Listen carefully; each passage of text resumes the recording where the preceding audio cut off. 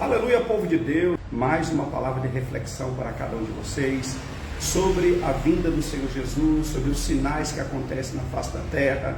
E a palavra de meditação está aqui no livro de Mateus, capítulo 24, a partir do versículo 5, que diz assim: porque muitos virão em meu nome, dizendo, eu sou Cristo, e enganarão a muitos.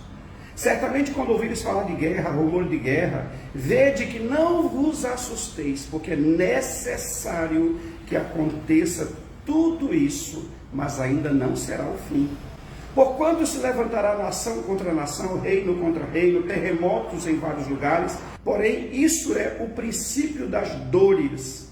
Então sereis atribulados, vos matarão, sereis odiados por todas as nações, por causa do meu nome. Nesse tempo muitos hão de se escandalizar, levantar-se-ão falsos profetas e enganarão a muitos. E por se multiplicar a iniquidade, o amor de muitos se esfriará. Mas aquele que permanecer firme até o fim, esse será salvo. Meus amados, esse texto é um dos textos mais claros da palavra de Deus, como mostra detalhadamente tudo. Presta atenção, surgirão falsos cristos. No nosso tempo, quantas pessoas estão por aí enganando, manipulando a vida de muitas pessoas? O presidente da Coreia do Norte, o presidente da China, o presidente da Síria. Nesses lugares, os cristãos estão sendo mortos e estão sendo perseguidos. Não está se cumprindo? Relembre tudo o que está acontecendo de 2020 para cá. Terremotos em vários lugares, peste, praga, fome. Quantas mudanças climáticas, quantas enchentes, quantas tempestades, incêndios em vários lugares. Aí Jesus ainda vem e diz assim, mas é necessário que tudo isso aconteça.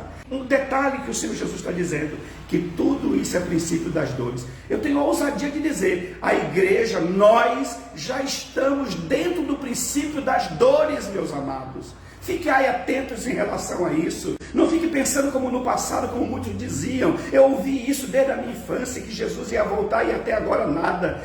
Esses últimos dias agora, a ação diabólica maior que vai acontecer é que haverá vários escândalos no meio que se diz cristão. Muitos vão esfriar por causa da iniquidade que surgirá no meio das igrejas. E por fim eu digo para vocês, olha outros sinais. Por que Elon Musk está tentando construir, digamos, uma cidade em Marte? Por que os poderosos, os ricos, estão criando bunkers? Presta atenção, bunkers é no fundo da terra, para se proteger contra bombas atômicas. Aí eu digo, o que essas pessoas sabem que nós não sabemos? O que está prestes a acontecer? Essa mudança climática, apagões, não tem como duvidar de que todos esses sinais, todos esses acontecimentos, mostrando claramente que Jesus está voltando. E eu digo para vocês, você está preparado realmente para o arrebatamento da igreja? Você realmente pode dizer que está salvo? Porque nós podemos ter essa certeza. Basta ver como é que cada um de nós tem servido a Deus, como temos andado na presença do Senhor. E ele diz, aquele que perseverar firme até o fim. Qual é o fim? É o momento da sua morte. A Bíblia está deixando bem claro isso. Então se prepare, Jesus está voltando. O arrebatamento da igreja vai acontecer e, consequentemente, o anticristo também vai chegar para dominar sobre a face da terra. Não queira ficar aqui no período do anticristo.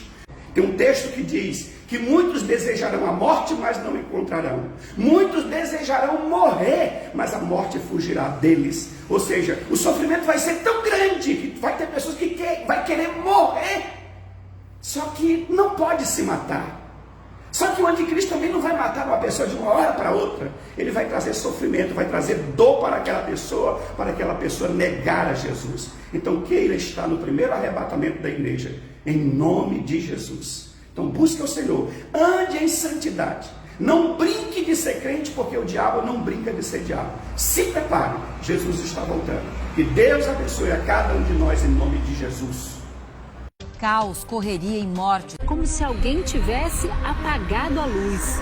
Pessoas perdidas em busca de respostas. O caos. Se esse evento não só se repetisse, mas tivesse uma escala ainda maior. Segunda-feira, 28 de abril. Um apagão de grandes proporções afetou principalmente Portugal e Espanha, mas também partes da França, Andorra e Marrocos. Foi o apagão mais severo dos últimos 20 anos. Sistemas bancários fora de serviço. 60 milhões de pessoas ficaram sem luz. Outra linha de investigação. Um ataque cibernético. Foram 12 horas sem luz. O plano russo, descrito em arquivos secretos pela Alemanha, teria início já em fevereiro deste ano, com a mobilização de mais de 200 mil soldados. Já em julho, a Rússia iniciaria um plano de ataques cibernéticos e ações militares.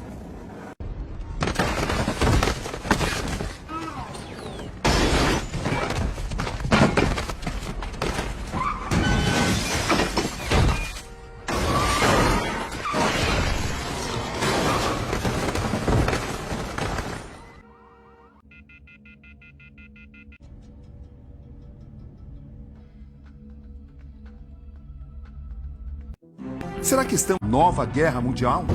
Em outros momentos a gente teve momentos tensos, mas agora nós vivemos um dos mais tensos da história depois da Segunda Guerra Mundial, depois de 1945.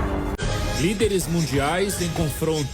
Nesse momento em que uma guerra nuclear seria capaz de exterminar o mundo.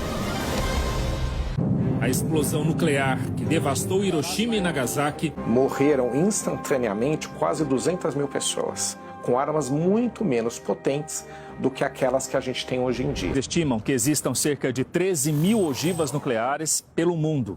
Rússia e Estados Unidos são os donos de maior parte desse armamento, com poder para exterminar toda a humanidade.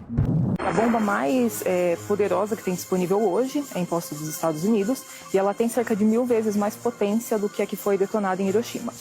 Marca que estamos a exatamente 89 segundos do juízo final. E o planeta segue cada dia mais ameaçado. Catástrofes climáticas, chuvas intensas, enchentes arrasadoras. Do outro lado, secas extremas e incêndios devastadores. Fome, pandemias, tragédias. Os perigos da inteligência artificial, as guerras, os riscos de ataques nucleares. Cada movimento representa o risco real de uma catástrofe global. E alguns países estão montando ou reativando abrigos subterrâneos para enfrentar guerras nucleares. Calor extremo no México. Sensação térmica próximo dos 50 graus. Aí teve uma tempestade surpresa de granizo. Olha isso, por favor. Como é que você explica? Olha a altura desse granizo. Olha os moradores com pá tirando o granizo. Tá aí o registro de que as coisas de fato não estão normais. Das cidades mais quentes da África. A neve cobriu pastos e plantações do Marrocos. A previsão é que a nevasca piore até o final de semana, numa região onde praticamente nunca neva. Hoje, a máxima foi de apenas 4 graus. Olha, uma chuva rara causou inundações e mudou a paisagem no deserto do Saara.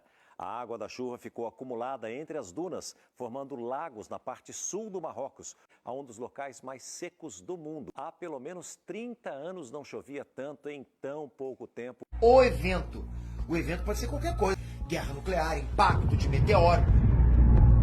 Ou pelo menos para algum momento de grande caos e desordem. A pesquisa recente apontou que cerca de 20% dos cidadãos americanos participam de algum tipo de preparativo para o fim do mundo.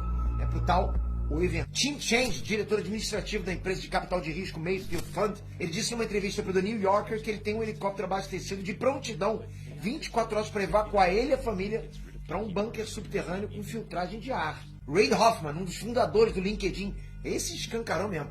Ele falou com convicção que mais da metade dos colegas bilionários dele, do Vale do Silício, compraram algum tipo de esconderijo para o fim do mundo. Sam Altman, da OpenAI, o dono do ChatGPT, tem um plano de fuga para Nova Zelândia e tem abrigo construído lá. Por que criar um bunker autossustentável numa espécie de condomínio cheio de magnatas? Um bunker que tem de tudo, né? Os bunkers são estruturas subterrâneas projetadas para fornecer proteção contra ameaças variadas.